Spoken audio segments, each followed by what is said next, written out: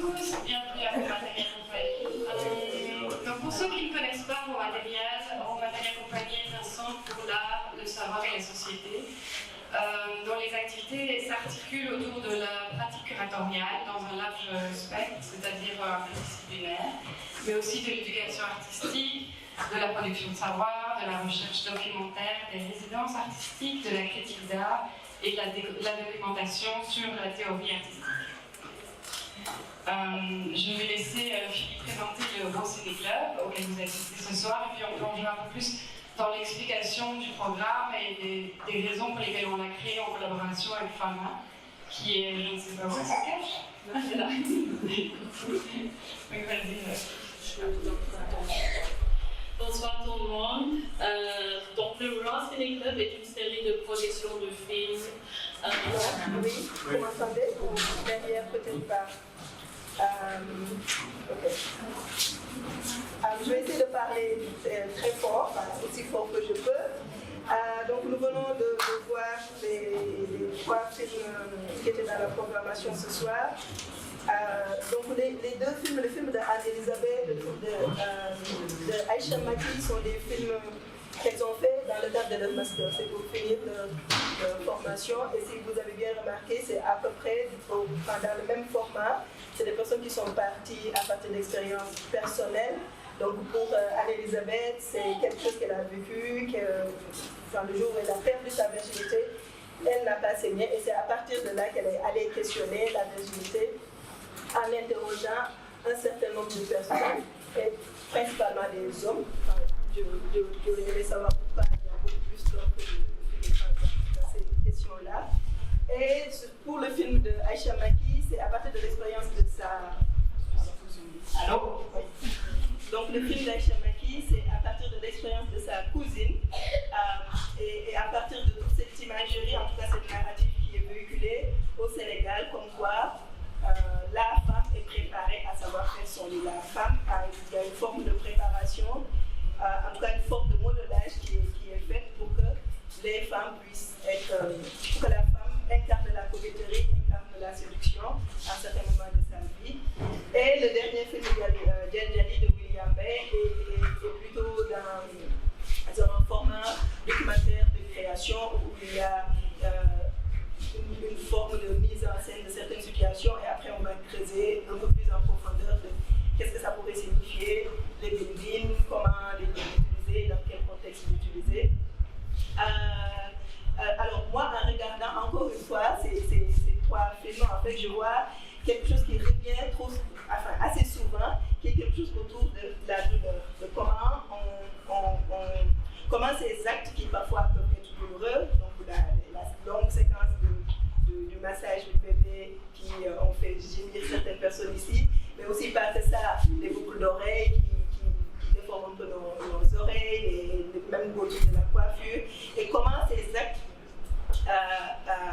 qui peuvent être douloureux pour certaines femmes sont normalisés, sont mis dans nos pratiques sociétales, et comment aujourd'hui, en tout cas dans le temps, comment ça aussi participe à l'image de ce truc moi que j'appelle de la douce douleur, la douleur qui ferait que la femme à un certain moment de sa vie, quelqu'un viendrait la sauver, parce que c'est un peu le Dalikor, il y a un très beau clip de Aïda Samb, voilà, qui personnifie ça. Le Dalikor qui dirait un truc du genre que plus la femme souffre, plus à un moment de sa vie, il y aurait quelqu'un qui viendrait la sauver, le mari ou l'enfant. Le docteur Soukaina, qu'est-ce que ça t'inspire tout ça, ces 3 films? Et surtout, en tout cas, moi, ce truc que j'ai remarqué autour de comment aujourd'hui cette douleur, en tout cas, comment aujourd'hui ces pratiques, qui certaines peuvent être douloureuses, est incorporée comme étant des pratiques nobles, des pratiques. Merci. Moi, j'aime beaucoup le respect que tu viens de faire. C'est très intéressant comment tu es passé par tous ces chaînes qui sont montrées. C'est très intéressant dans les 3 films. Ils ont vraiment fait le tour de tous les interlocuteurs potentiels, que ce soit les jeunes sœurs, les hommes plus âgés, les femmes, les jeunes filles. Et j'ai trouvé intéressant comment dans la société on montre de l'asymétrie complète, et le religieux parle d'une symétrie totale.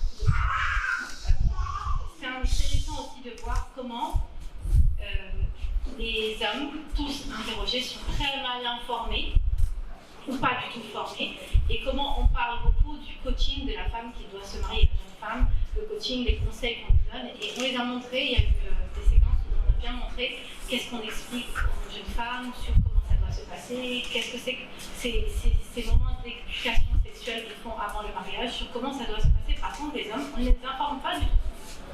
Alors, on les laisse aller dans une direction où, comme le médecin gynécologue qu'on a interviewé, il a bien expliqué comment est-ce que ça pouvait créer justement ces saignements, c'est parce que la personne n'était pas préparée à recevoir ces rapports sexuels, et comment est-ce que la personne qui est c'est-à-dire le potentiel mari, devait s'y prendre pour pouvoir éviter ces saignements. Et en fait, ce qu'il explique le gynécologue, c'est qu'un rapport sans saignement, plus ou moins, c'est un rapport relativement normal qui se fait dans des bonnes conditions, mais un rapport avec saignement, c'est un rapport qui justement a été fait de manière brutale et qui a causé d'autres lésions.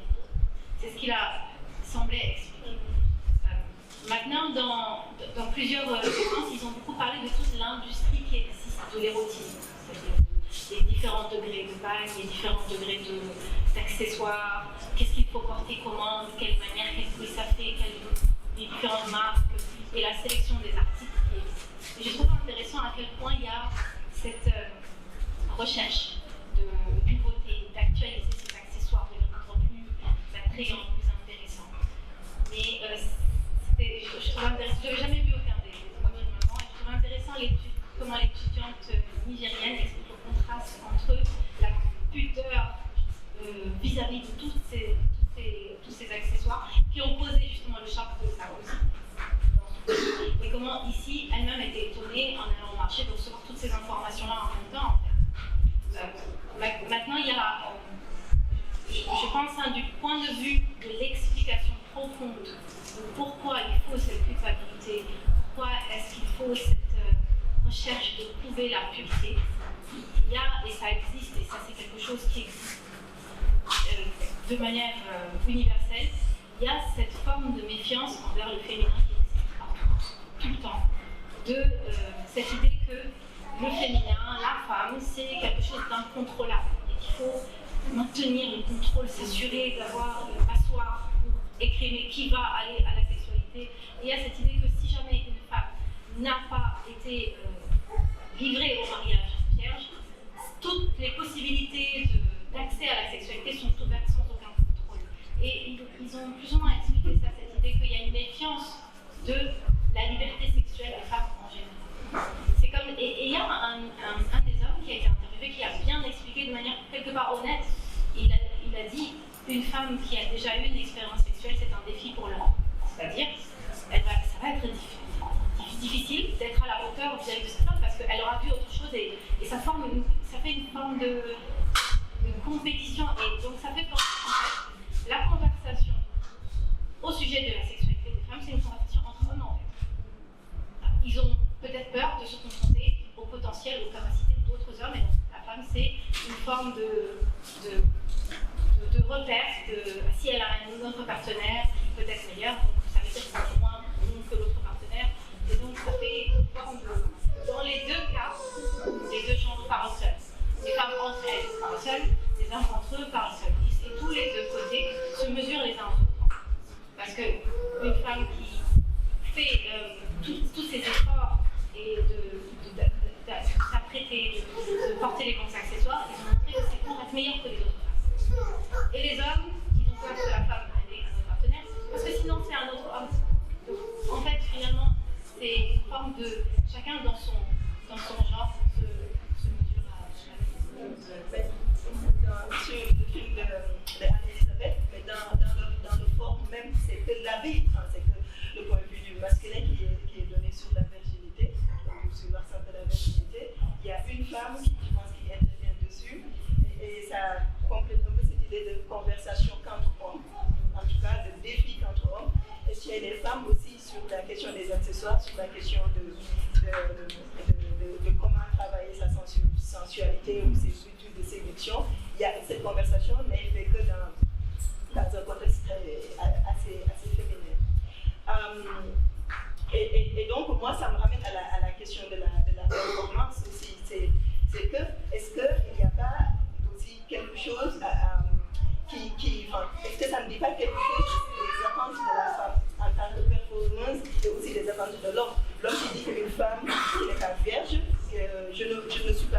il y a déjà cette question de méfiance, que la femme a toujours été dans un environnement où on la contrôle, que même sa sexualité est contrôlée. Mais aussi, il y a certains hommes qui répondaient, je ne saurais pas la satisfaire si elle a déjà connu un homme avant. Et chez la femme, toute cette histoire d'artillerie, toute cette machinerie, cette industrialisation de la séduction, à chaque fois on se réinvente aussi. Enfin, j'imagine que ce qui a été montré aujourd'hui, il y a d'autres choses un peu plus développées, et qu'à chaque fois on trouve des façons de réinventer ces outils de séduction. Oui, je pense qu'elles ont dit, les hommes qui faisaient l'éducation sexuelle, elles ont beaucoup parlé du fait que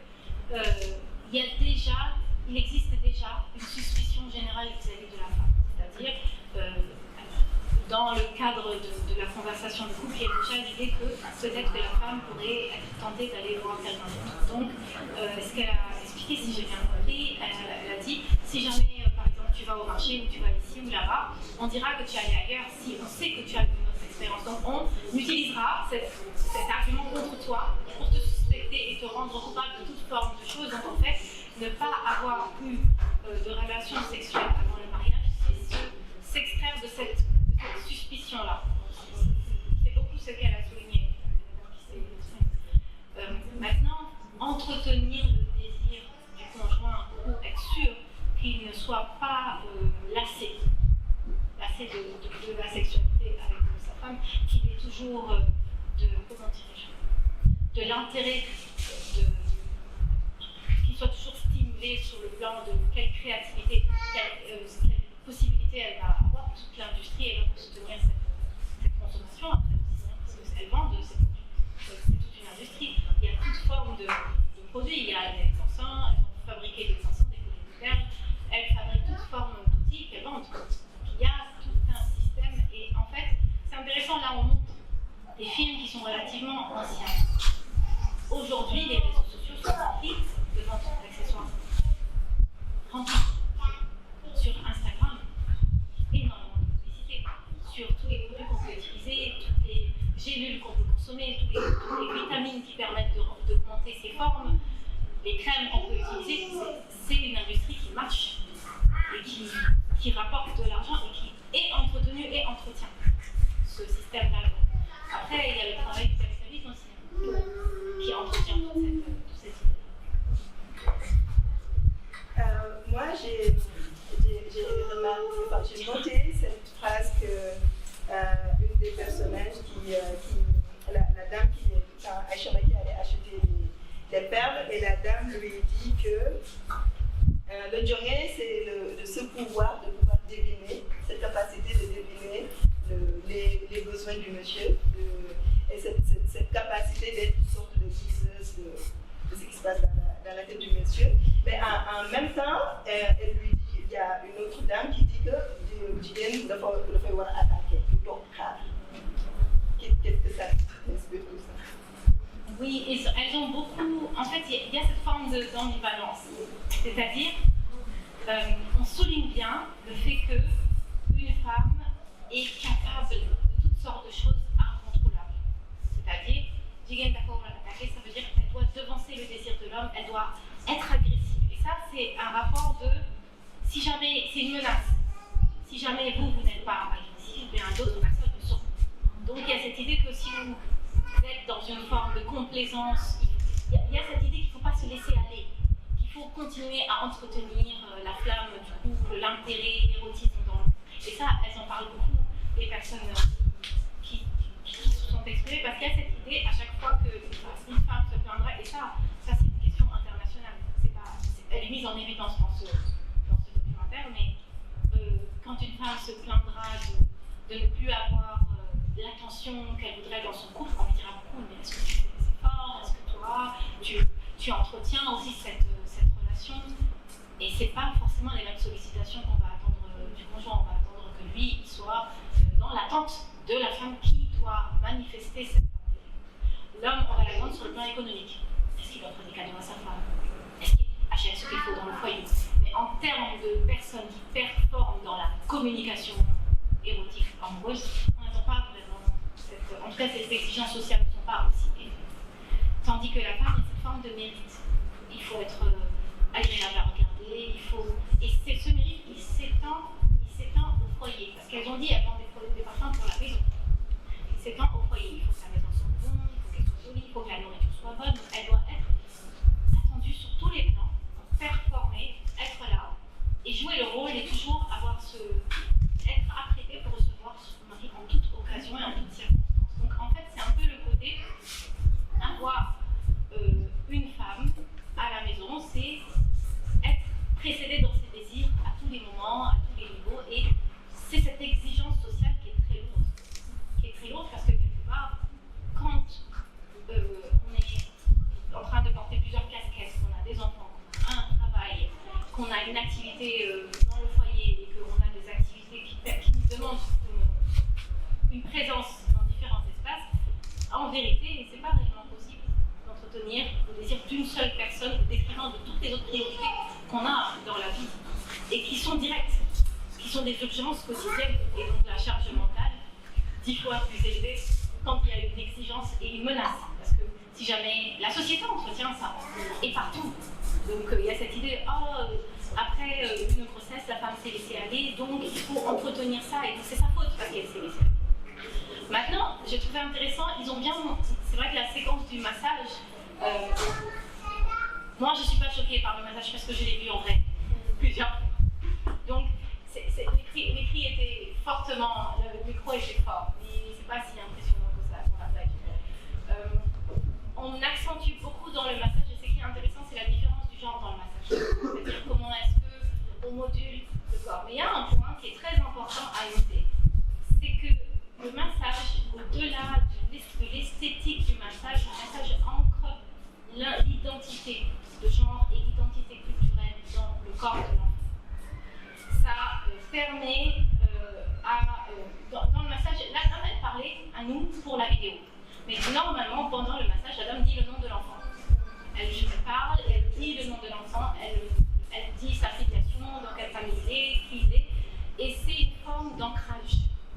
C'est une forme d'ancrage et d'ancrage dans son genre, dans son identité de genre. Maintenant, la différence du massage, elle a bien pointé l'idée de rendre la taille plus fine, le nez plus fin, d'accentuer les traits du visage. Ça, c'est quelque chose qu'on observe réellement beaucoup plus ici au Sénégal qu'ailleurs. Parce qu'au Sénégal, c'est quelque chose qui ne se perd pas. C'est encore très présent. Malgré l'urbanisation, malgré toutes les transformations de la société, c'est quelque chose qui est encore très présent. Et ils n'ont pas du tout parlé, c'est dommage, du massage de la femme après l'accouchement. Parce qu'ils ont parlé du bébé, mais ça se fait aussi dans le même temps que le massage du bébé. Et le massage de la femme après l'accouchement, c'est quelque chose d'aussi important, parce que quelque part, c'est comme une forme de moment où la femme, on met l'enfant de côté, et c'est un moment pour la femme, où on l'aide à se refixer dans son corps, et elle récupère son corps. Elle n'est plus en train de porter l'enfant de quelqu'un d'autre, ou la vie de quelque chose. Elle est en train de vivre sa vie à elle, et le massage est fait pour lui permettre de se recentrer elle, de retrouver son corps, son identité, et quelque part ça met au défi cette idée d'être une femme ou une mère. Le massage refait de la femme une femme. Il ôte cette identité de elle est là parce qu'elle est pour transporter la vie, pour nourrir quelqu'un, il y a cette idée de recentrer la femme dans son féminin, qu'on donne à la femme ce moment pour elle davantage que pour plaire à son prochain.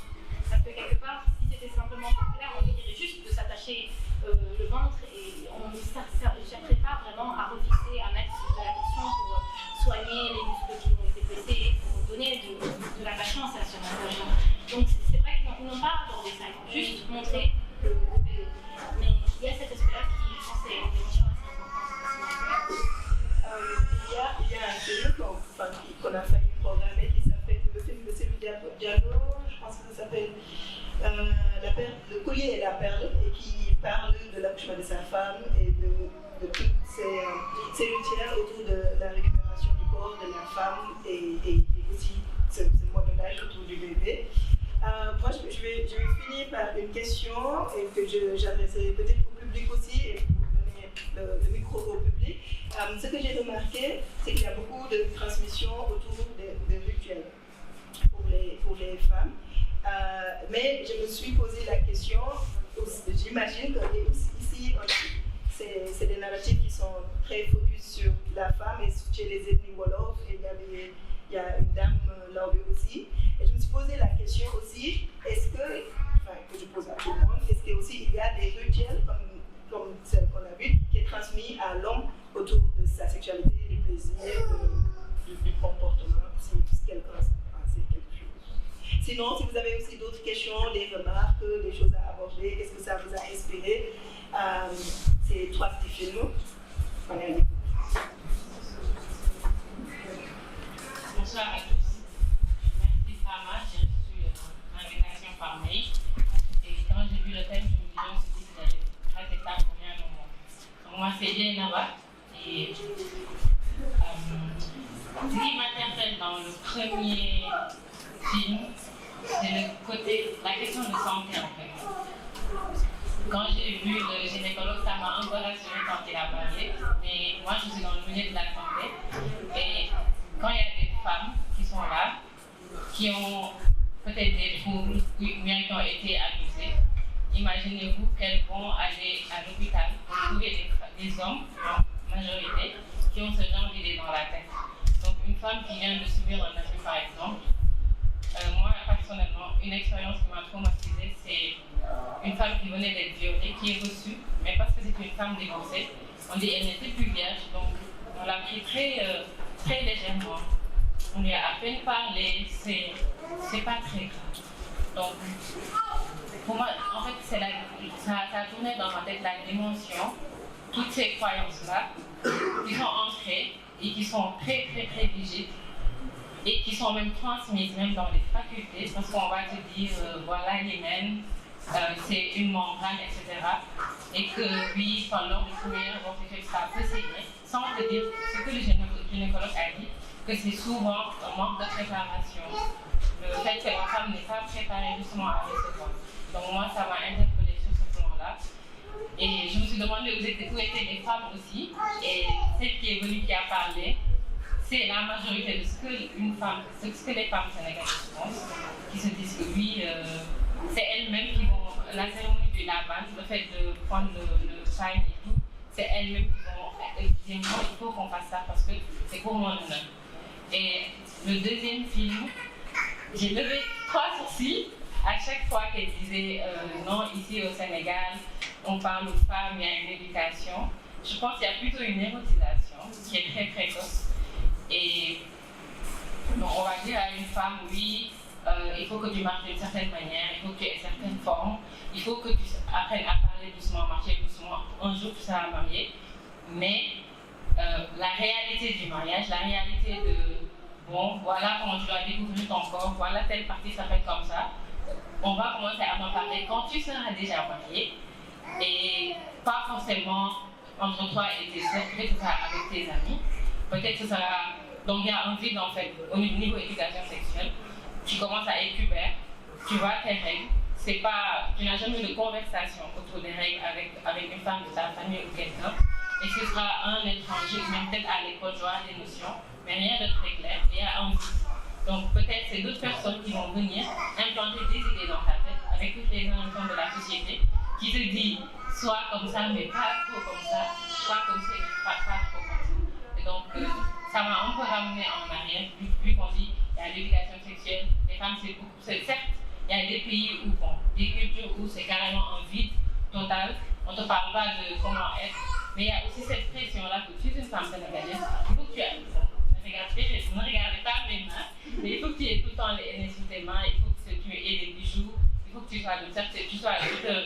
te comportes d'une certaine manière pour qu'on te regarde, pour que tu sois une femme qu'on dit femme sénégalaise et qui est dans les noms. Et pour le dernier film que j'ai vu, je pense à combien j'avais 12 ans, ça m'avait beaucoup choqué.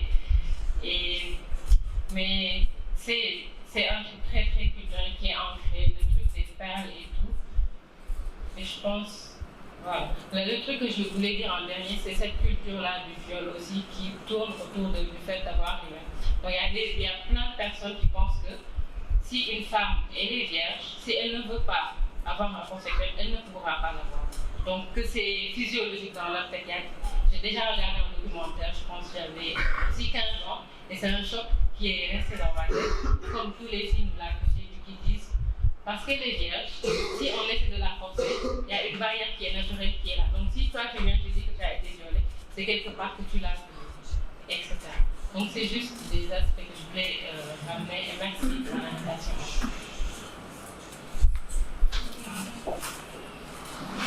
Merci en tout cas pour cette émission. Ce serait intéressant de voir des réalisateurs sénégalais qui s'intéressent au corps de la femme. Ça avait commencé avec Félix Ndiaye, avec Parental, mais qui prenait effectivement ce côté-là que nous avons des traditions. Effectivement, on commençait à s'attaquer à la durée de l'allaitement.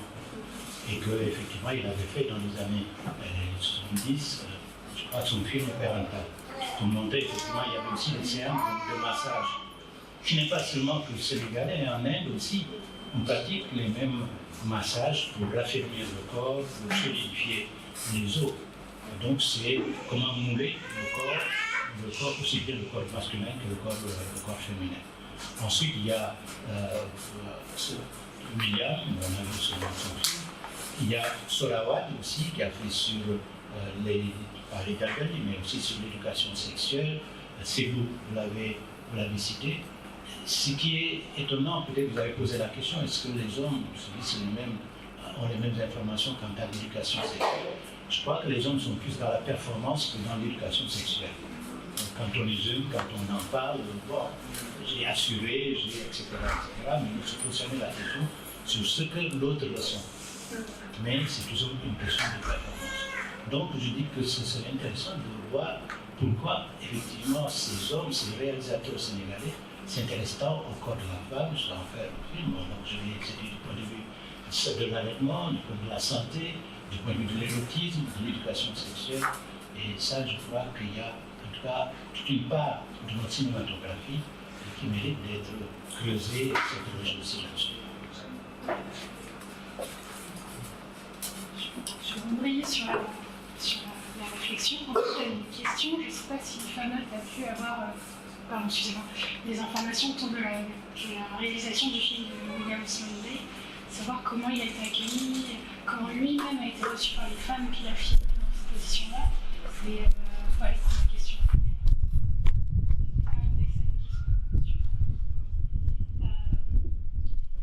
Je vais d'abord essayer de rebondir sur ce que vient de dire. Alors, moi, je connais les films dont tu parles, de Sorawad, de Cézou, mais j'ai trouvé intéressant le film de Aïcha Maki, le programme qui peut-être, si c'était une sénégalaise, je veux dire, c'est dans sa façon de poser la question sur le jongé, sur des choses qu'on pense intrinsèquement maîtrisées par une femme sénégalaise. Donc j'ai trouvé cette forme de naïveté assez intéressante quand elle disait mais pourquoi tu l'appelles papa? Papa c'est le père aussi. Et ça, nous, on l'a incorporé chez nous que la personne qu'on aime, on l'appelle papa, mais en même temps, qu'est-ce que ça pourrait représenter d'appeler son mari, son amant, papa? Et du coup, je pense que cette question ne viendrait pas si c'était sénégalaise. Donc, je trouvais intéressant que ce soit le point de vue de quelqu'un qui ne soit pas sénégalaise. Et aussi, ce que je cherchais à faire là, c'était d'avoir des autrices aussi, d'avoir le point de vue des femmes. Et donc, voilà, à un moment, enfin, quand tu programmes, tu fais des choix. Quoi. Mais pas de poste, d'autant plus que l'appel de Macha, le film de Macha, l'a développé effectivement au Master 2. Oui, donc c'est pas que son point de vue aussi. Voilà, vous êtes enseignant au Master, donc vous savez que c'est un film plus collectif que autre chose, c'est porté par Aïcha, mais c'est un film assez collectif. Et quand j'ai posé la question sur ce qui a été transmis aux hommes, c'est par rapport aux autres ethnies, parce que je sais qu'il y a des Leuls, je sais que chez les Djola, il y a ces trucs où toutes les générations de 30 ans, on va à la fois, mais on ne sait pas ce qui se passe, personne ne sait ce qui se passe. Et donc c'est pour ça que je me posais la question, est-ce qu'il y a des choses qui sont transmises autour de ce qu'on vient de voir, destinées aux hommes aussi, je ne sais pas. Et pour William, je ne sais pas. C'est un film qui date de 92, je pense qu'il n'a pas été vu depuis très longtemps. Moi, je l'ai découvert. Non, je le connaissais avant.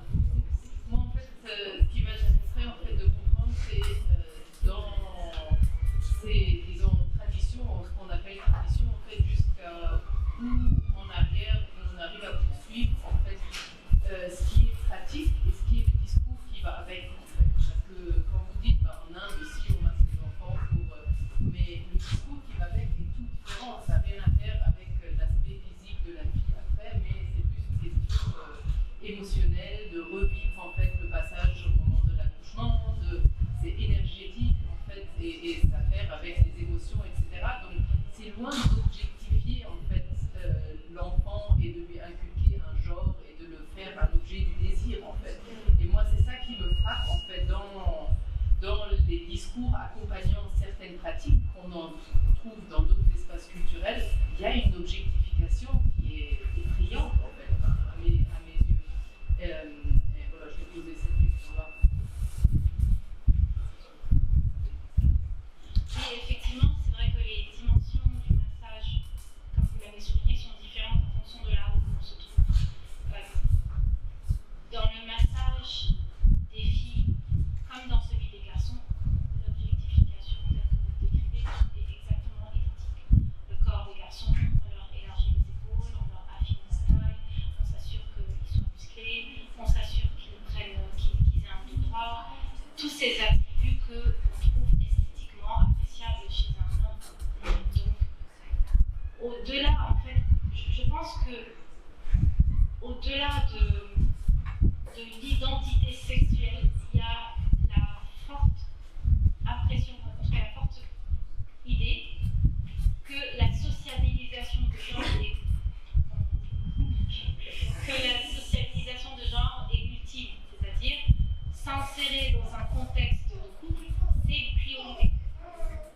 Et dans les meilleures conditions, c'est-à-dire dans les meilleures conditions de choix, qu'on soit un premier choix, c'est-à-dire qu'on ait tous les attributs qui nous permettent d'avoir les meilleures chances. Les meilleures chances d'avoir une relation de couple qui nous convienne. Donc la sociabilisation, c'est un principe de départ. On a besoin d'être dans une situation, d'être favorable à l'union. Donc ça, c'est un point de départ. Maintenant, il y a ça se retrace jusqu'à que l'on trouve une union souhaitable. Ensuite, il y a l'entretien de cette union, il y a le travail de faire des enfants dans cette union, il y a le travail d'entretenir la relation de couple au-delà des enfants, il y a toute une stratégie, toute une économie, je veux dire, en tout cas, tout un travail, toute une conversation qui se mène du début à la fin de la vie. Et donc, esthétiquement, c'est-à-dire, il y a deux points. Là, on est en Afrique de l'Ouest. En Afrique de l'Ouest, le corps d'une femme doit être fort. Fort physiquement. Elle a parlé de ça, elle a dit que quand elle masse les jambes de la fille, c'est pour renforcer la force. En Afrique de l'Est, la force dans le corps d'une femme, c'est pas une priorité. Donc dans le massage, on va s'assurer à affiner les membres, à s'assurer de la délicatesse de la peau, de la finesse des traits, des cheveux qui soient lisses, brillants.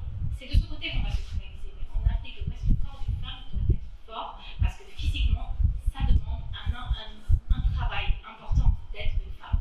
D'abord pour entretenir un foyer, ensuite pour porter des enfants physiquement, mener des grossesses dans des bonnes conditions de santé, éduquer des enfants. Donc on va non seulement se concentrer sur la force physique, mais l'identité de genre fait partie en fait de cette sociabilisation, de cette façon de former, de travailler le corps de la femme. Il y a aussi en fait un point dont il faut tenir compte. Le travail du corps à travers le massage, c'est au sens propre. Le véritable travail, il est au sens figuré. Elle l'a dit, la jeune fille, quand elle a dit oui, il faut marcher lentement. C'est pas seulement marcher lentement, c'est parler lentement, à voix douce, avoir des gestes doux, être dans un rapport de douceur. Ça fait partie de l'éducation de la fillette et de la jeune fille de la femme. Tout comme chez un garçon. Tout comme chez un garçon, il y a aussi cette idée que l'irritabilité, par exemple, c'est quelque chose qui est accepté. C'est pas grave d'être polémique. Et ça, pour le coup, c'est intéressant parce que c'est quelque chose qui est très. Qui ne transparaît pas dans d'autres cultures, en Europe par exemple, qui reste présent. Il y a une étude de psychologie sociale qu'ils ont fait il y a moins de 10 ans. Et ils ont observé, dans deux cas, ils ont observé des parents avec leurs enfants et des bébés. Et en fait, ils ont observé que lorsque un bébé pleurait, le temps pour aller le prendre était différent quand c'était un garçon ou une fille. Et ils ont posé des questions aux parents pour comprendre pourquoi. En fait. Et ils ont noté que pour les filles, il fallait qu'elles s'habituent. Ça allait aller, il fallait leur laisser le temps. Pour les garçons, il fallait impérativement les prendre parce que si jamais ils pleuraient, c'était qu'il y avait une raison. Il fallait pas les laisser pleurer. Ça, c'était en France. Dans un autre cas, en Allemagne, ils ont fait une étude dans un musée, un musée de sciences pour les enfants.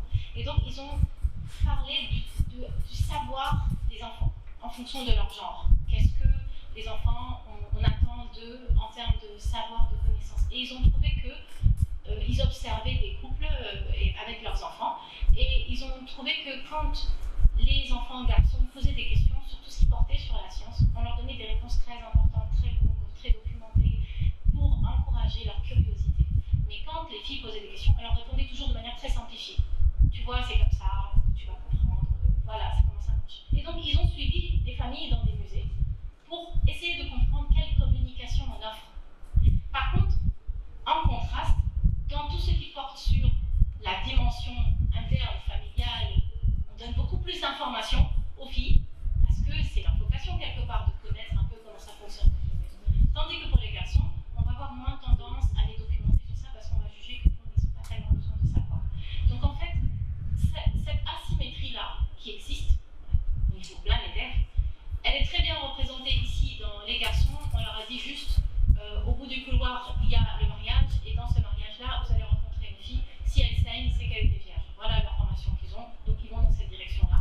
Et il faut qu'ils arrivent à obtenir ça, prouver qu'ils ont eu ce qu'il fallait.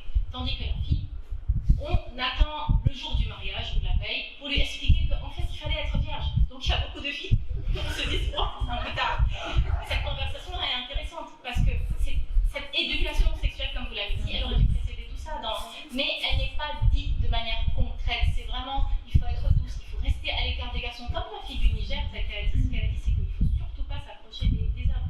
Et dans d'autres pays, ça va encore plus loin, cette conversation. Par exemple, en Somalie, on dit aux filles, il ne faut pas s'asseoir là où un garçon s'est assis parce qu'on peut tomber enceinte.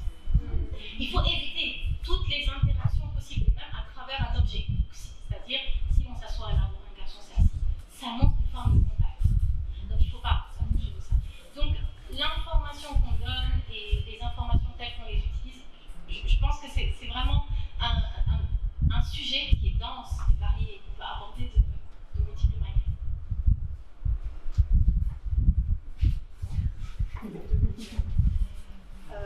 ne sais pas qui va ajouter quelque chose. Juste peut-être pour un follow-up. Moi, ma question, en fait, elle était historiquement, où est-ce qu'on situe cette construction sociale, finalement, que vous décrivez? Jusqu'à où on arrive à la retracer? Et où est-ce qu'on commence à voir qu'il y avait peut-être autre chose avant? C'est pas ma question. Historiquement. En Afrique de l'Ouest. Historiquement, en Afrique de l'Ouest, là, on va remonter jusqu'où? Parce qu'il y a cette idée, pour ma part, en fait, là je vais essayer d'être concise, même si ça ne va pas être forcément juste, parce qu'il y a énormément de nuances si on doit parler d'histoire. Mais l'idée que dans toutes les mythologies, en Afrique de l'Ouest, même en Afrique de l'Est, en Afrique du Sud aussi un peu, toutes les mythologies parlent d'un ailleurs avant, qui est féminin et qui a été vaincu. Et le prince a sauvé le monde, le héros a sauvé le monde et a rétabli un ordre qui met des rapports de domination, entre guillemets, masculine pour mettre en place un ordre. L'ordre, c'est l'homme qui a de la force physique, et cette force physique se représente de la manière du pouvoir. C'est ça en fait, cette représentation de la force physique à travers, c'est-à-dire il est plus fort physiquement, ça c'est la biologie. Maintenant, c'est pas logique qu'il soit pas plus fort dans le pouvoir, ça pose un problème. Parce que sinon, comment on explique qu'il est dominé? Maintenant, il y a cette forme d'idée que la manière dont la femme exerce son pouvoir, elle doit forcément avoir quelque chose de douteux, puisque c'est pas... Comment elle a fait pour avoir ce pouvoir-là? Donc il y a cette idée de déséquilibre du départ. D'autres personnes, d'autres historiens, voient les choses de manière... C'est moi. D'autres personnes ont essayé de mettre en théorie l'explication de cette mythologie. Et ce qu'ils disent, c'est que en fait, dans la mythologie, dans les mythologies, on parle toujours d'une entité archétype féminin fort, puissant. C'est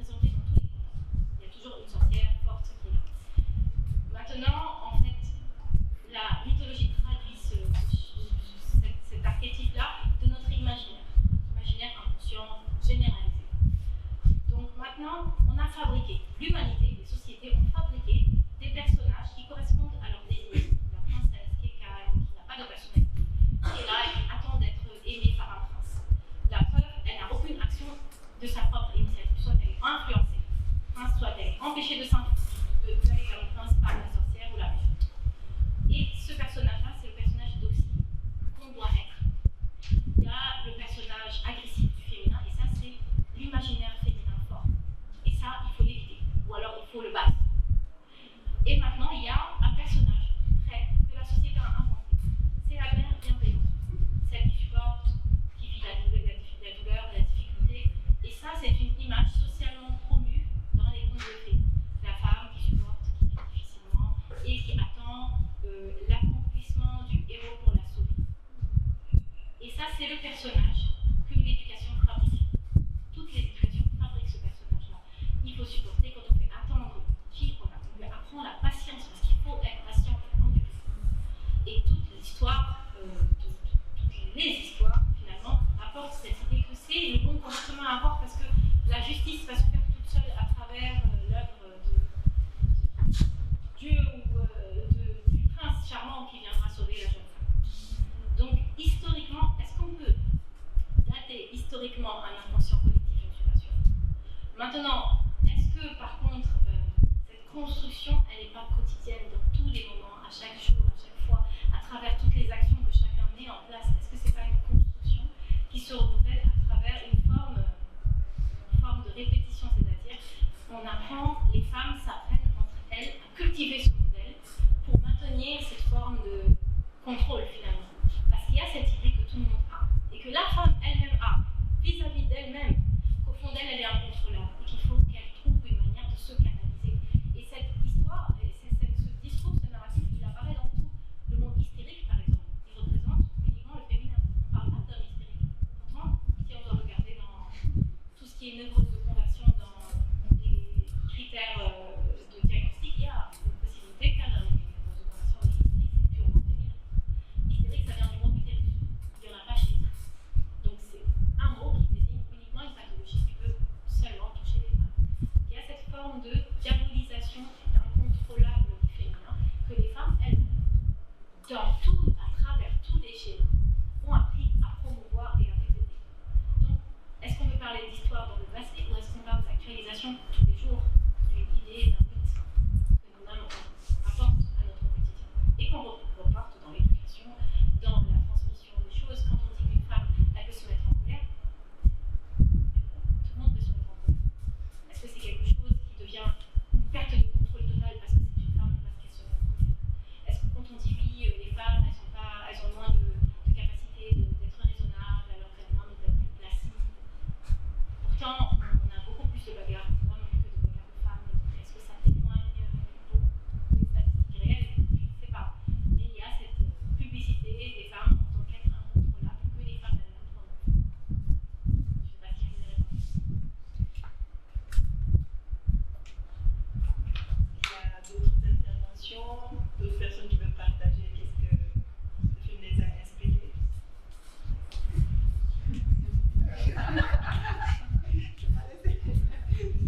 Tu me regardes d'un regard si intense. J'aurais peut-être une question par rapport aux différentes générations.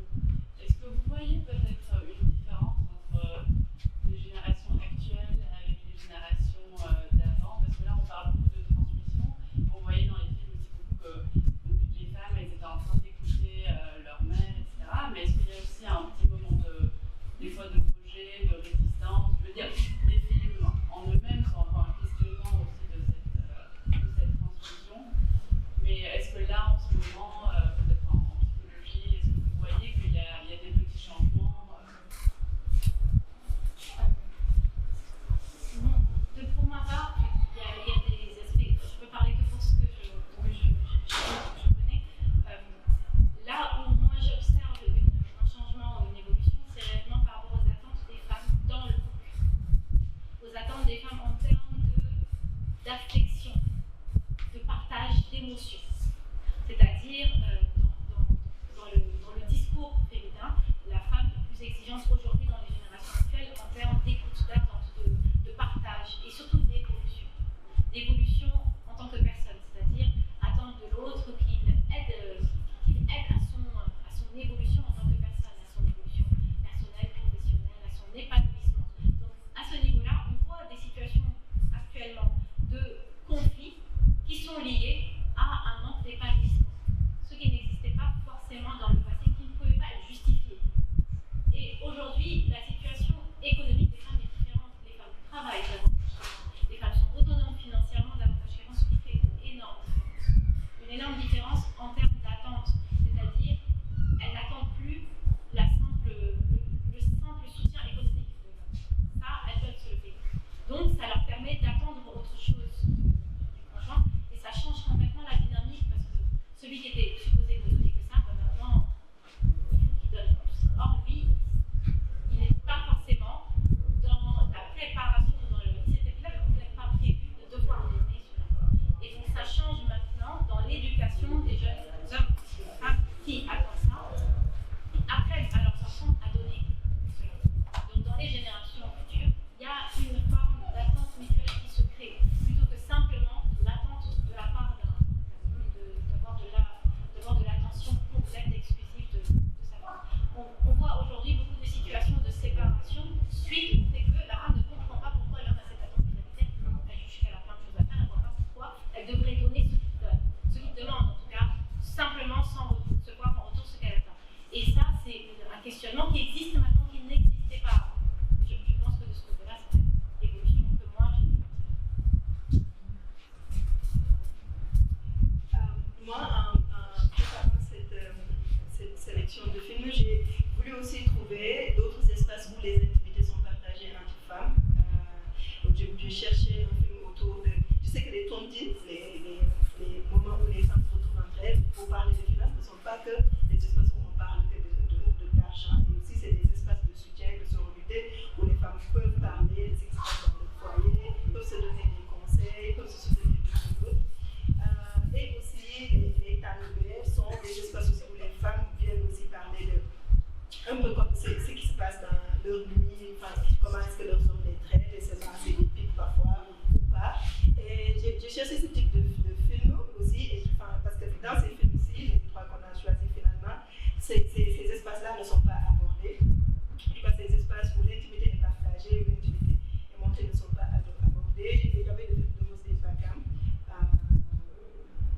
de femmes américaines. L'histoire de deux femmes américaines, je pense que ça s'appelle, qui parle de sa mère, qui est plus un portrait sur sa mère aussi, qui est dans ses mouvements de tontine et qui parle de comment est-ce que pendant au moins une décennie, comment ces femmes, entre elles, en se réunissant toutes les semaines, ont pu créer du soutien entre elles, ont pu créer des espaces safe pour parler, des espaces faits pour parler, pour avoir du soutien, quoi. Donc je ne sais pas pour toi si aussi tu considères ces espaces-là comme des espaces de partage d'intimité, et voilà, je voulais juste aborder ça. Je ne sais pas si quelqu'un d'autre veut ajouter quelque chose. Combien de temps on a de film? C'est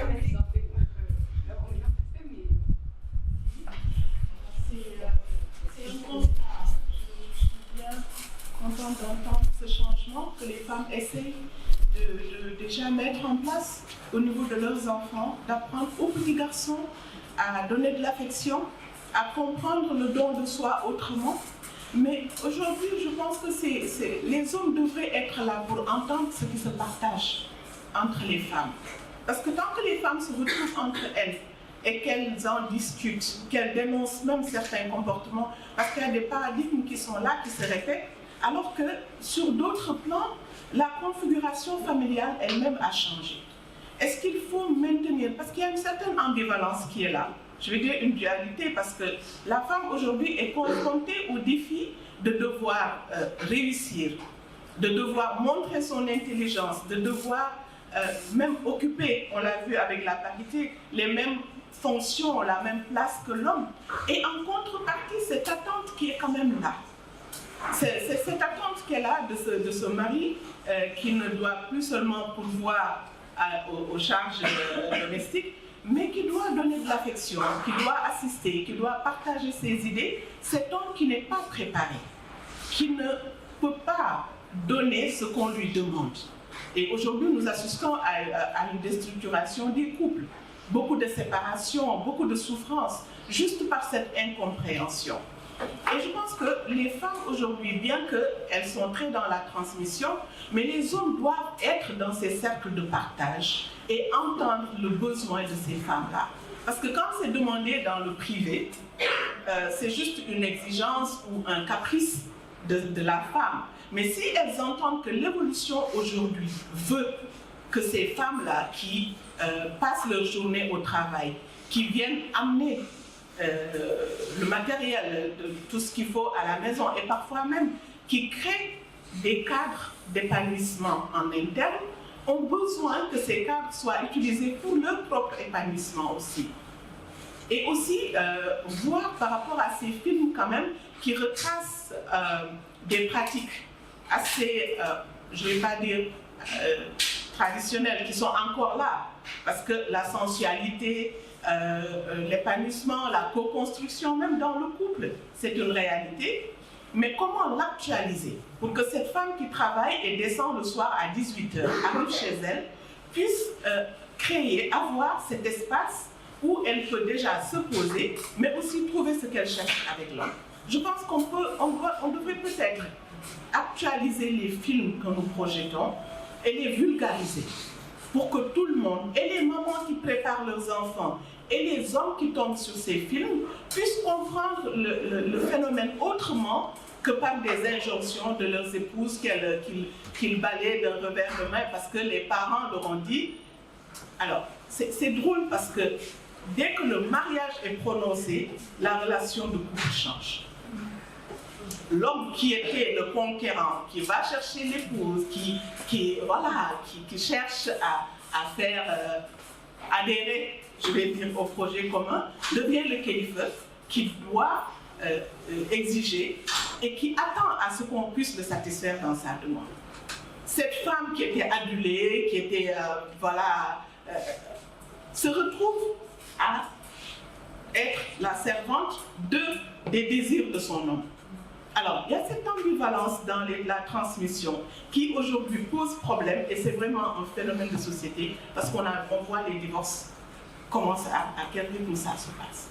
Voilà, c'est une expérience que je voulais juste partager et savoir au sortir de ces séances qu'est-ce qu'on retient et qu'est-ce qu'on véhicule pour que ça puisse impacter. Parce qu'on en parle depuis des années, mais quel message, je ne sais pas comment le présenter, faire des PV, faire des trucs, comment sortir des messages et le véhiculer pour que ça puisse changer quelque chose. Voilà, merci. Je vais te laisser conclure. Je pense que toutes les interventions ont été super intéressantes. Le programme, merci beaucoup. Et on s'est posé beaucoup de questions là-dessus, sur l'intimité, et en fait, on a décidé de faire un podcast. C'est pour ça qu'il y avait des petits sifflements sans doute aujourd'hui dans les micros, c'est parce qu'on enregistre et on va enregistrer la conversation de demain pour qu'elle puisse être diffusée aussi aux hommes. Donc demain ça commence à 15h, donc c'est sous le format d'un play show qui est devenu un programme à partir intégrante de notre programme maintenant, qui est une forme d'assemblée où on peut parler, on est assis sur des nattes dans la cour et on peut parler de façon plus ample de certains sujets, les dérouler avec une plus longue temporalité et aussi plus d'intimité et aussi en utilisant le Wolof, parce que la plupart de nos programmes sont bilingues français-anglais. Aujourd'hui c'était totalement en français, mais souvent on est en anglais aussi, et du coup là ça permet aussi d'introduire le Wolof dans ces programmes-là. Et je voulais remercier Dr Sofiane Diop, Pharma pour cette collaboration, Marie Cissé aussi, avec qui on a pensé tout ce programme depuis le début. Dire aussi qu'on avait pensé au classique du cinéma sénégalais pour parler des histoires de résilience, des femmes qui ont surmonté les traumatismes aussi, et les histoires de résilience, mais que c'est grâce à Fama qu'on a découvert des films plus actuels et plus pointus, plus fins, qui pouvaient parler de ces sujets-là. Et donc, sans plus attendre, je vous invite à rejoindre la cour pour aller prendre un petit verre et continuer les conversations tous ensemble. Merci à toute l'équipe, parce que je leur ai dit, c'est un travail d'équipe, et donc il y en a qui sont un peu partout derrière.